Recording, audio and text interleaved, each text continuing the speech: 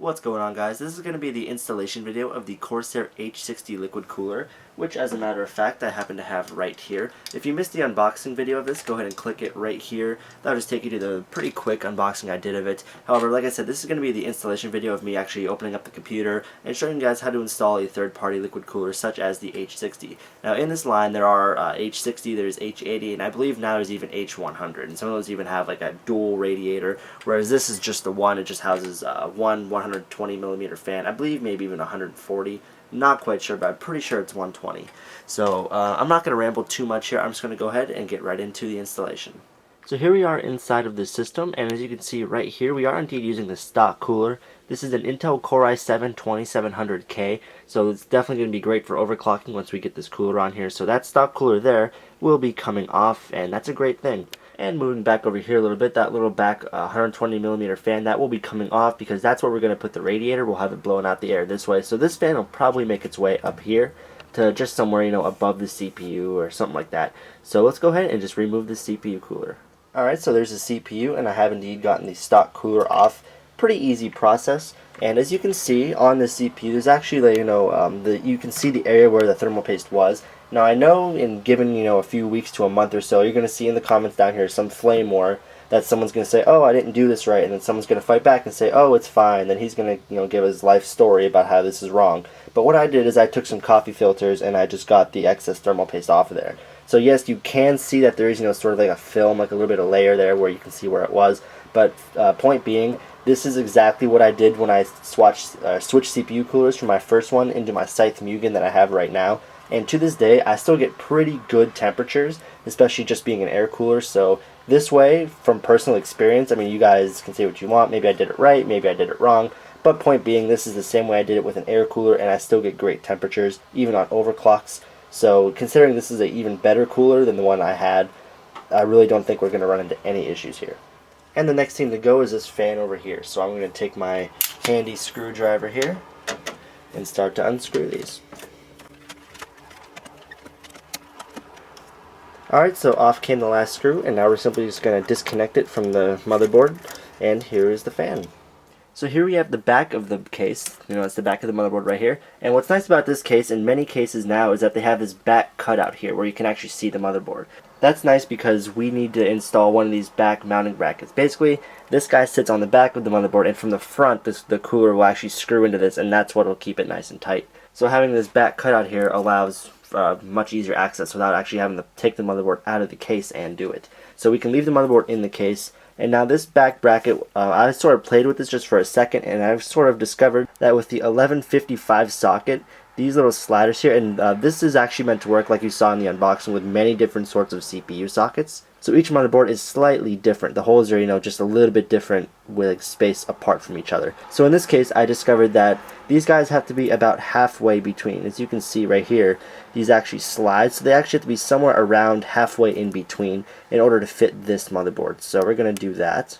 So hopefully you can tell from this shot that these actually aren't screwed in yet. However, they do line up. So now what I'm going to do is I'm going to flip this case around 180, and we're going to go ahead and insert the first screws to make this thing work. Alright, so hopefully you can see this. Now these little holes right here, 1, 2, 3, and 4, are actually where these little screws are going to go into. Hopefully this can focus. It is zoomed in kind of far, so I'm not counting on it. But these guys will actually screw into here, and from there the CPU cooler will sit on top of them. And then we have one final screw that will screw in on top of that. So it's sort of like a CPU cooler sandwich. Probably wouldn't be very tasty, but anyway, we are going to make sure that these holes in the bracket are lined up. And now as you can see, that screw is actually staying there. And now we're going to repeat this process 4 times with, once for every screw, obviously. So making sure all these screws are tight, we're now ready to go ahead and put the cooler on the computer. So here we are inside the computer case, and here's the cooler right here. So what I'm simply going to do is take these little holes you see right there in the cooler and line those all up with the little screws here and simply put the cooler on. Alright, so all of those screws are lined up pretty well right now. And now what we have to do is take these little thumb screws here that sit on top of the cooler and simply screw those in. Sorry you're getting a good hand cam right now, but just sort of kind of got to do what you got to do. And we're going to repeat the process. I always do the diagonal corner from the one I start at, so that would be this one up here. And you don't want to screw them down all the way just yet. You always want to wait till the end to do that. But moving this wire out of the way, hopefully you guys will be able to see this one a little bit better. I can get my hand off it now that the two main ones are intact.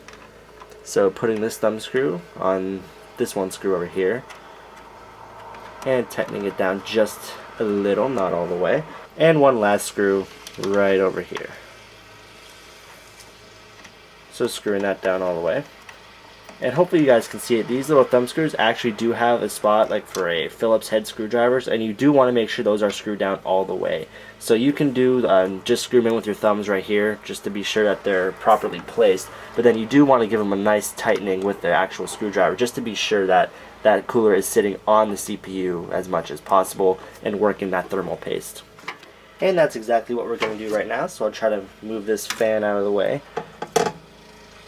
So here's the screwdriver right here, and we're just simply going to do what you would think. We're going to tighten some screws.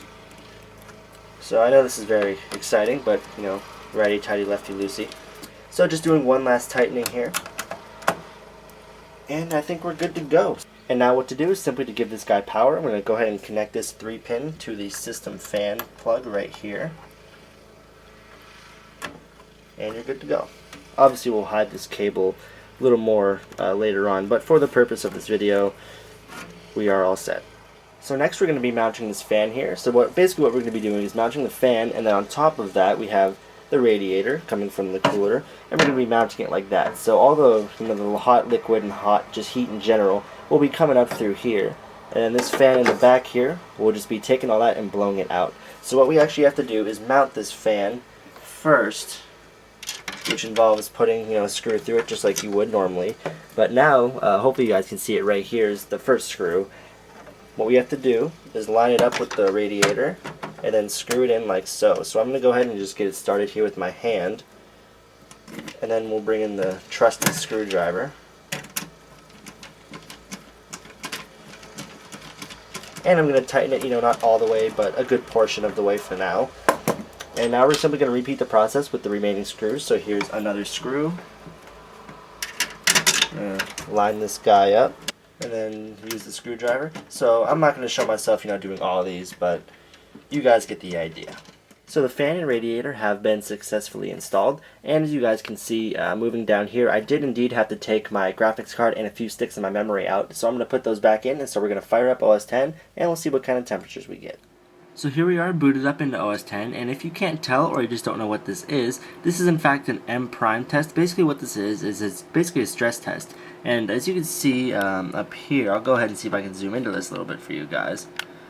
Try to focus it a little more over here. All of my cores are indeed max. You can see I have like 100% usage. My cores are all just pinned, and that is pretty much the purpose of M prime, is a test for a stable overclock.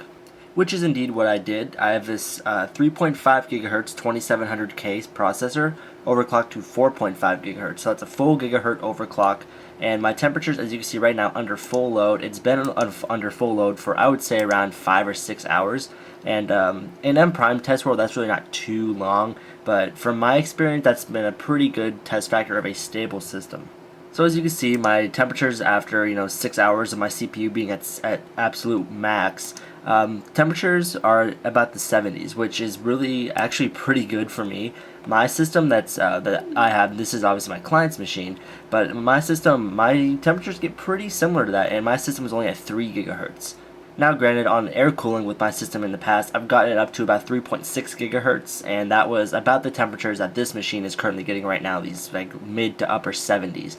And so this system is a full gigahertz faster than that and still getting those same temperatures. So that really shows how advanced the CPUs have gotten. But overall, this H60 cooler definitely does a great job cooling.